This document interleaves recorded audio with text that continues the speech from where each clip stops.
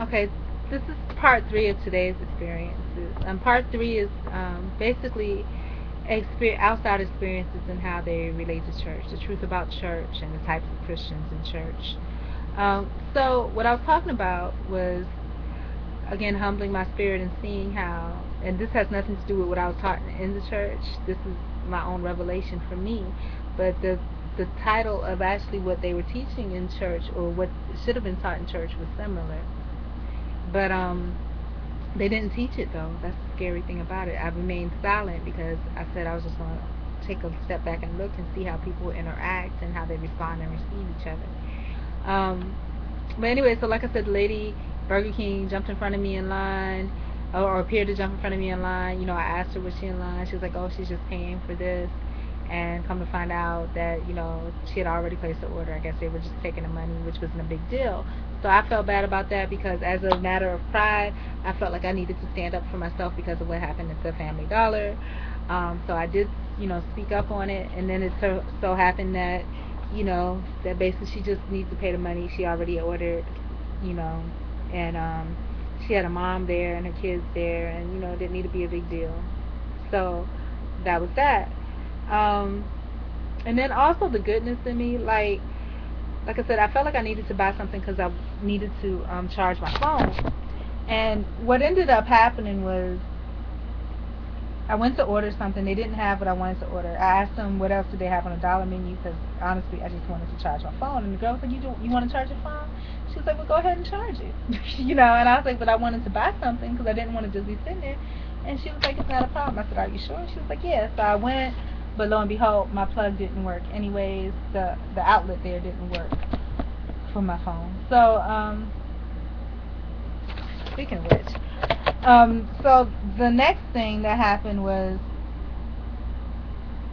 I think I went through all the different types of Christians so far, pretty much, yeah. So the next thing that ended up happening was I went to Winn-Dixie, pretty much no big deal there. After Winn-Dixie, I went to Wendy's because I was starving, and I was going to cook, but it was going to take me a while to walk home. I just missed the shuttle bus, and plus it would take me time to cook, and I was like, I haven't eaten. Like yesterday, I had the chili and beans, so I stopped by Wendy's, did a little $2 thing with some fries and a hamburger. And as I went to get in line, I was obviously waiting in line. There was people that were in front of me that I thought were waiting in line, and the guy came behind me. The guy had to be like the early 30s or so, Spanish man, stocky build, like a keg, like not built in any attractive way, but like a keg. And so he has on this pink shirt and glasses, and he noticed, I guess, the people in front of me, wasn't sure that they was in line. Maybe he recognized that they weren't. So he jumped in front of me and goes up to the register, and he's asking for water.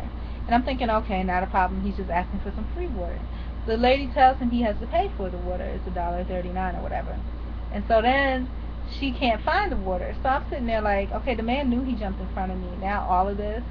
And so then when I get to the point where I'm about to take my order and they never find his thing, I turned around because she's still looking for his stuff, and I said, "Sir, I just wanted to let you know that that you jumped in front of me in line." And he was like, "Oh, I know, but you were standing there trying to decide what you wanted." I said, "No, I knew what I wanted. I was waiting, in line." And he was just like, "Oh, well, I didn't know." And I was like, "Well, next time, just ask." And then, so I started to give the lady my order, and he interrupted and was like, "Oh, that's not a priority." And I was like in the mid sentence with that lady, and I turned around and I was just like, "You're so rude," And I went back to finishing what I was saying, and whatever else he was saying, I wasn't listening to. Now, when you see crazy stuff like on YouTube about, and I'm a calm spirit, so I hope I don't ever be in that situation where I just flip out. But people be fighting, and that's why, because people are just so ignorant like that. So I didn't say anything. I went on about my business, and as I was coming to my seat with my water, the guy in the pink shirt, I stand there with two other men that look like they have common sense. So I just smiled. And I was just like, "Oh, are y'all a part of it?" And I didn't talk to him. I talked to the other guys. "Are y'all a part of a church?" And the guy was nice. He's like, "No, why are you?" And I was like, "No, not at all. I'm just curious." And I went and sat down because it was like a whole group of people that they were with. So I went and sat down. And so the other guys, they seemed all right, but the guy in the pink shirt, that made him um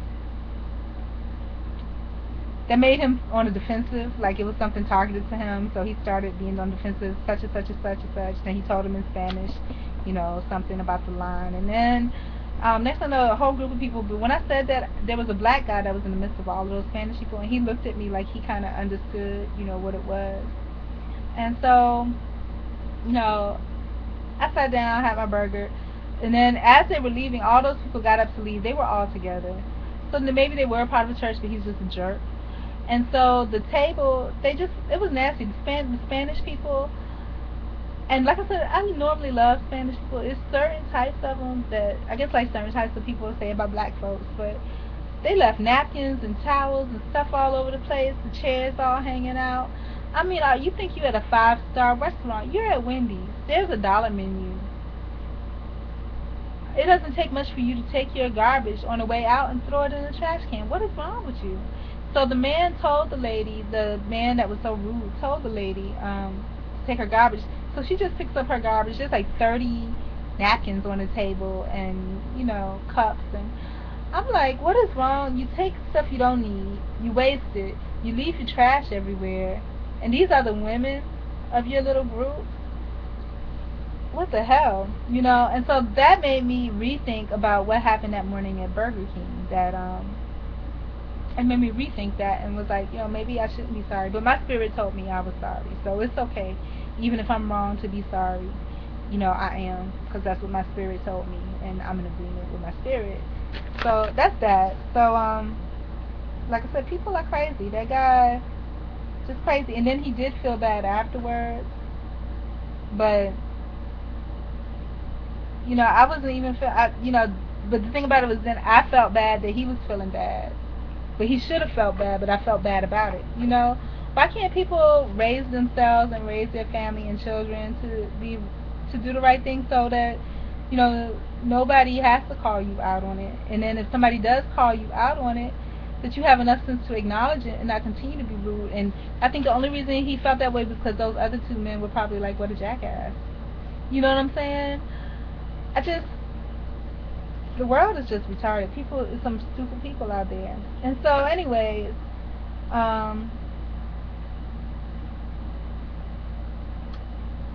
like I said, always let other people win. Let them win. You don't have to fight to the death for every little thing. Just let them win. You win. If you want to be an asshole, that's your part of the world, your space, your vibrations all around you. Be an asshole all you want. It's completely on you. Very rarely will I say something, but if I say something, it's just to let you know, hey, you're really being an asshole. and it's to the point of where I can't even just let it go, because like the guy, not only did he see me there, he jumped in front of me, knowing that I was waiting for the people that was in front of me.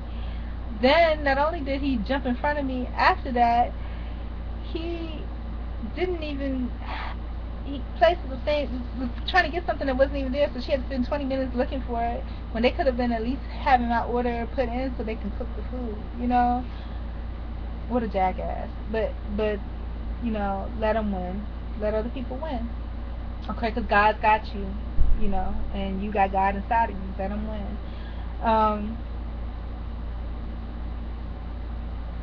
And then this is when the pastor started coming up. So the pastor, that's a whole different ball game. That man, something wrong with him, and I wonder if he's going to do the night service. But I'll get to that in a minute. But my problem is I'm too nice. I do let other people win, but every shut eye ain't sleep. It's not because I'm not aware. It's because sometimes it's better that way. And it's not my battle, it's God's battle. But everybody has their limits. I will speak up, but only if it's absolutely necessary. I'm not going to try to start nothing for no reason. I'm not going to try to just point every finger, because it's more fucked up people in this world than good, y'all, sad to say. So I'll do a part 4 later, but I'm about to take a shower, put my groceries away, and try to clean up a little bit, I love y'all. May God bless you, or the universe bless you, or whatever it is that you hope and pray for. Let it be. And the pastor made some weird comment. Last time I went, he made some weird comment about Buddhism too. So obviously he sees my Asian features, and he's trying to use it to kind of shoot me down and saying that the way that I live is wrong, because he's saying, you can't be so peaceful and blah blah blah. But we'll just go on. And I'm not Buddhist. but probably because of my genetics, this is just how my nature is. And not even, probably doesn't have anything to do with religion. It probably has to do with the fact that my mom is not from this country, and when we moved here, in order to assimilate, because she didn't want her black children in her country, which is mostly homogenous, to be second-class citizens, she wanted to make sure, because she knew we would not be considered Asian, she wanted to make sure that we weren't considered second class, so she wanted us to speak only English. And I looked at a couple of other people that were Korean Americans, that were white Korean Americans, and the same with them. So anyways, I'm going to hit y'all up on the flip side. Peace out. Talk to y'all soon with part 4.